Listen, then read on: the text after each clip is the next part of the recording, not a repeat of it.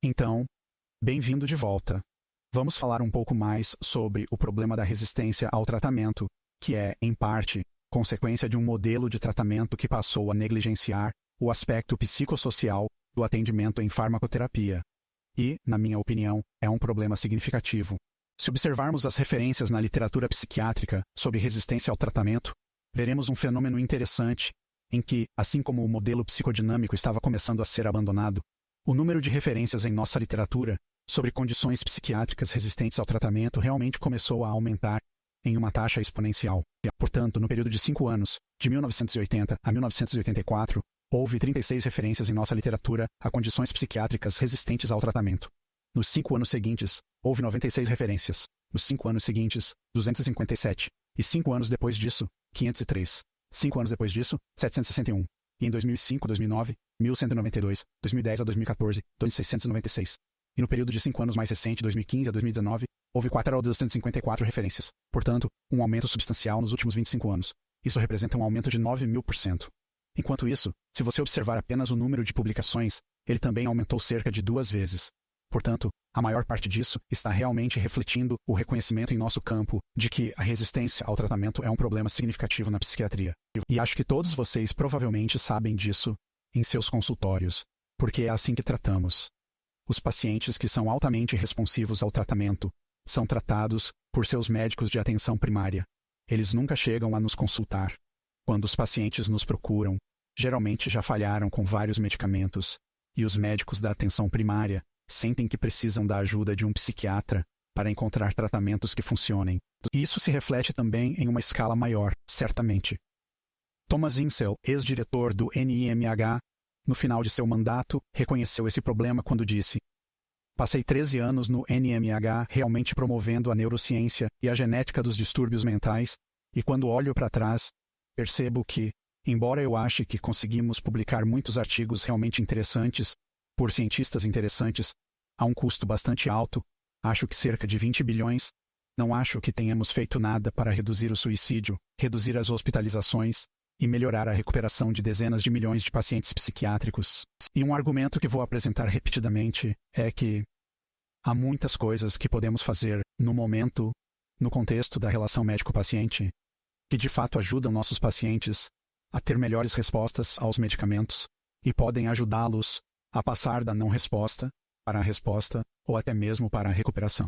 Agora, se observarmos de onde viemos em termos de algoritmos de tratamento, escolhi um algoritmo para a depressão resistente ao tratamento, em que, primeiro, você considera e descarta transtornos comórbidos do eixo primeiro ou de personalidade, ou não conformidade, ou fatores complicadores e de confusão.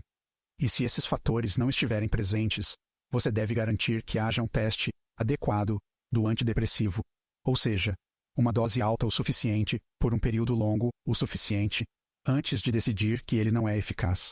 Se você tiver um estudo inadequado, certamente vai querer titular a dose máxima e certificar-se de que o paciente a esteja tomando por pelo menos 4 a 6 semanas. Se o paciente tiver tido ensaios adequados com uma resposta parcial, você pode considerar uma combinação de antidepressivos, ou um aumento, ou talvez ECT. Se não houver resposta alguma, você trocará de antidepressivos, tentará ECT. Se nada disso funcionar, certamente você estará começando a considerar se tem o diagnóstico errado. Talvez seja uma depressão bipolar ou esse tipo de coisa. Narração em áudio. Mas o que o algoritmo diz que você deve fazer se houver fatores comórbidos presentes? Fatores complicadores. Fatores de confusão ou não conformidade. O algoritmo sugere que devemos gerenciar de acordo. Agora, presumo que você esteja pronto para ir para casa e tratar seus pacientes adequadamente quando eles tiverem esses fatores complicadores e de confusão. E é claro que não. Como você faz isso?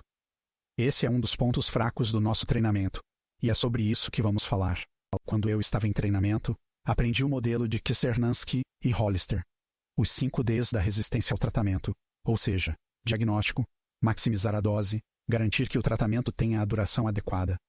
Mas até mesmo isso é complicado, porque as doses ideais nem sempre são claramente estabelecidas, e nem sempre se tem clareza sobre se um tratamento adequado é de 4 ou 12 semanas. Você certamente deve considerar o mecanismo putativo do medicamento. Portanto, Se você já experimentou antidepressivos com um determinado mecanismo e um número suficiente deles falhou, é melhor usar um mecanismo diferente ou tipos diferentes de tratamentos, pois há evidências de que a troca de medicamentos para uma classe diferente pode trazer mais benefícios. Mas o que quero dizer é que há um sexto D que precisamos considerar, que é a dinâmica do paciente. E quando penso na maneira como a dinâmica interfere na recuperação do paciente, tendo a colocar isso em minha mente em dois grupos diferentes.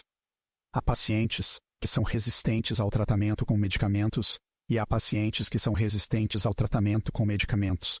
E pode haver sobreposição, ou pacientes com elementos em ambos os grupos.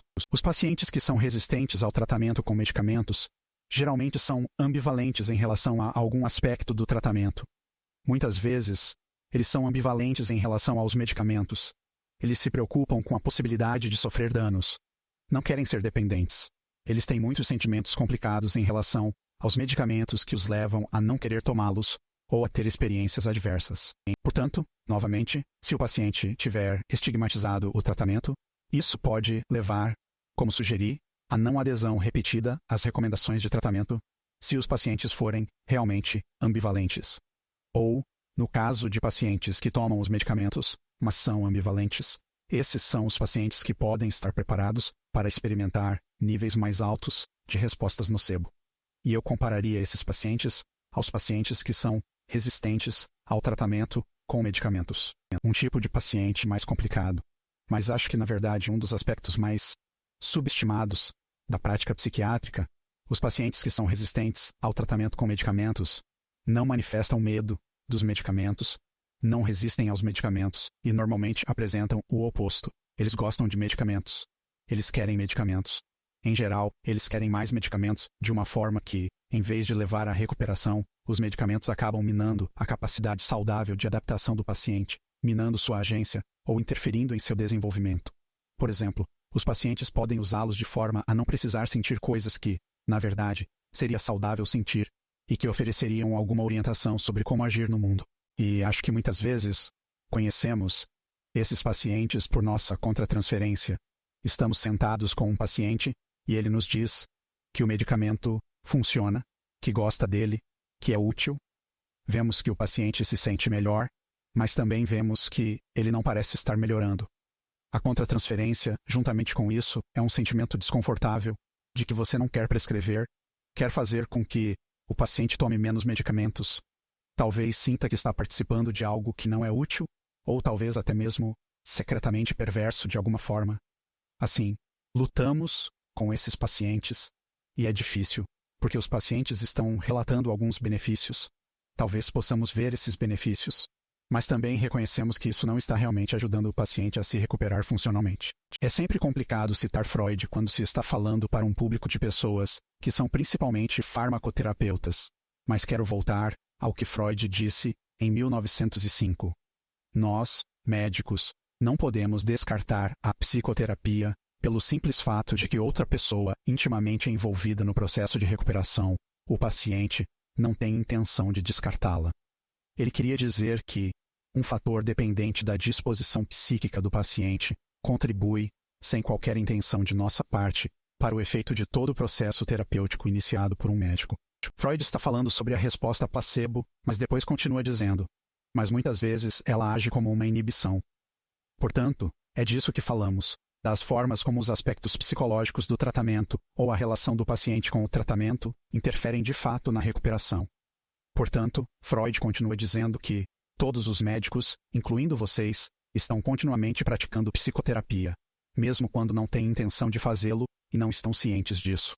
A maneira como falamos com o paciente também tem um efeito psicológico que ajuda os medicamentos a funcionarem melhor ou atrapalha a recuperação do paciente. É uma desvantagem, ele continua. No entanto, deixar o fator mental em seu tratamento tão completamente nas mãos do paciente. Assim, é impossível manter um controle sobre ele, administrá-lo em doses ou intensificá-lo. Não é, então, um esforço justificável da parte do médico procurar obter o controle desse fator, usá-lo com um propósito e direcioná-lo e fortalecê-lo? E, ao longo do restante destas palestras, vamos pensar em como um médico pode tentar obter o controle desse fator para usá-lo com um propósito e direcioná-lo e fortalecê-lo de forma a promover o uso saudável de medicamentos pelo paciente. Portanto, para resumir os pontos principais, apesar dos grandes avanços da neurociência, há poucas evidências de melhores resultados em pacientes psiquiátricos. Pode haver menos efeitos colaterais, ou os medicamentos podem ser mais toleráveis. Mas nossos pacientes realmente não estão melhorando em uma taxa substancialmente maior do que há 30 anos. Sabemos que, com pacientes complicados, precisamos de todas as nossas ferramentas, biomédicas e psicossociais, para obter resultados ideais. Além disso, é útil ser capaz de entender e abordar a dinâmica psicológica e interpessoal que interfere no uso saudável de medicamentos pelo paciente.